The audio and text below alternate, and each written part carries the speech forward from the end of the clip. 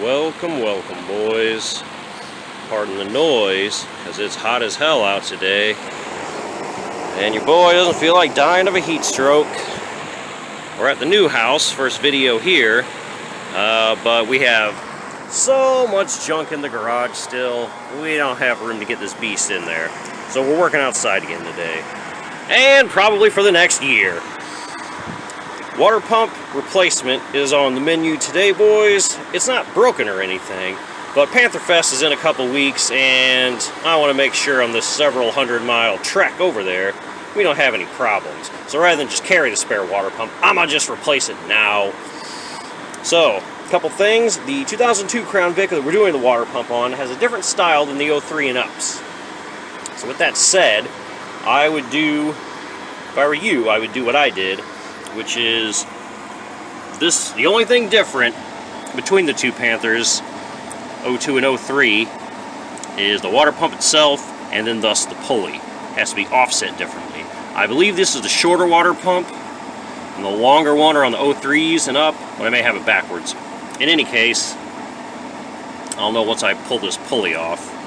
First, you want to loosen these with the belt on before you take the belt off. And I would go to a junkyard. In the case of my car, I pulled a pulley off of another Panther, a newer one. So that way I have both style pulleys, so I can actually, if I need to in a pinch, buy either water pump I need.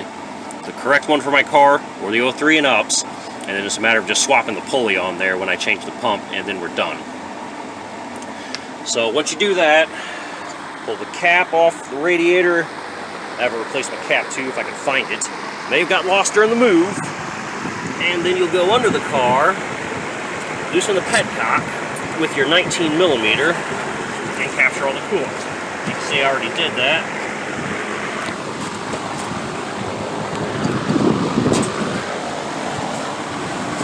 Petcock is over here. As you can see, that's a 19 mil, and I have mine marked so I don't tighten it too tight. Getting old sucks, and not having room sucks. Alright, so now that that's done, I'll go ahead and loosen the belt, take it off, and then we're going to pull the pulley off, and then we'll just get the pump off.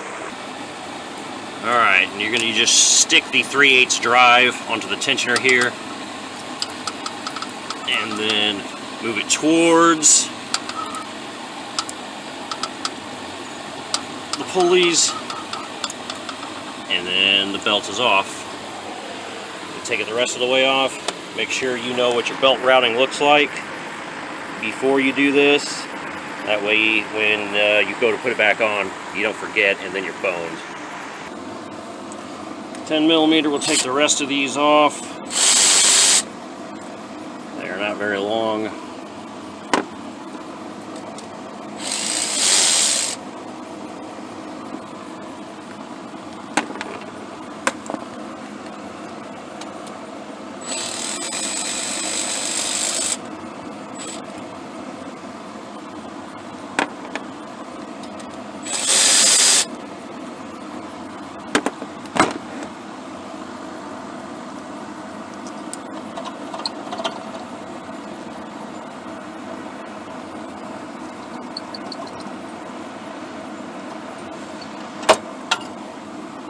Yeah, that answered my questions from earlier. This is actually the longer water pump then.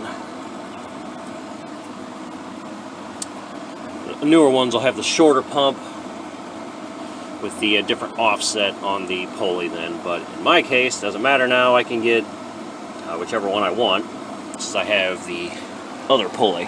So, need to get this, that guy, and that other guy off. And then our water pump should come out. We'll be ready to put the new one on.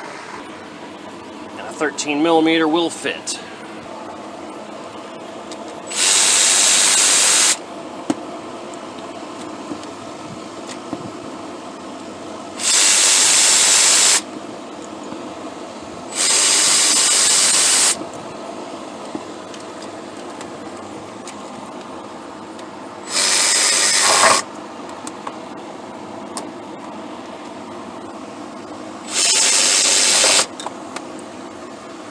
Alright, now I'm not sure if these are all different links and go in an order or not, so I'm going to put them in an order just in case. They all seem to be the same to me, but this is the top right, top middle, top left, bottom right, bottom left. Alright, and after looking at the new pump, there's actually only 4 bolts that hold this on. These 3, and then that one down there on the right. This one was a timing cover bolt apparently, so I just put that back in. So we good on that. So I'm going to try to stick something in this weep hole and kind of use that as leverage and pry and pull, and then I should be able to hopefully get this thing out of here. This is the progress we've made so far. As you can see, it's come off a bit, and that's after bashing this thing's brains in with a hammer. Left, right, left, right, left, right, left, right. As you can see, this thing's all beat to shit, and that's what you have to do. And it still ain't coming off yet. So after a more brain bashing, I'll be back once I finally get this damn thing off. Okay, so I only wanged it a few more times after I cut the camera off, and she's out. Clean the inside of it out a bit. The old one, we'll get ready to put the new one in. And since it seems to fuse to it, I am going to use ye old anti-seize, put it around the mating surface so that doesn't happen again. Then we're going to use our Astro Glide to lube the O-ring and slide the new pump back in. Alright boys, we have our anti-seize in there. Astro Glide on that ring. And now we just give her the old slippy slip and get her in there.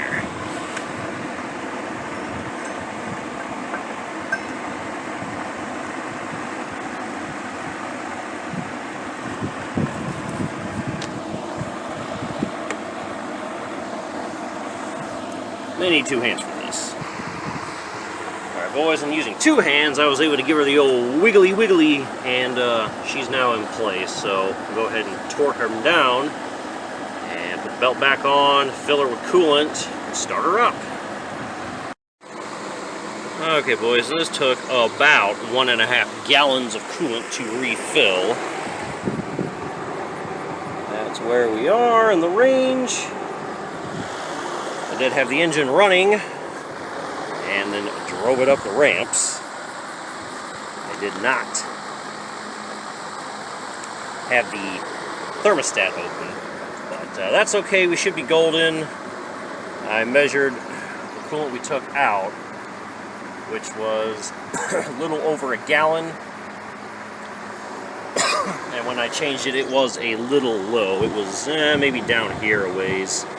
So that checks out then. If I took out just over 1 gallon and I put about 1.5 gallons in, that would make about a quart difference. So that all checks out. So we filled up where we need to be. So that's how we replace the water pump and change the coolant on our 2002 Crown Vic.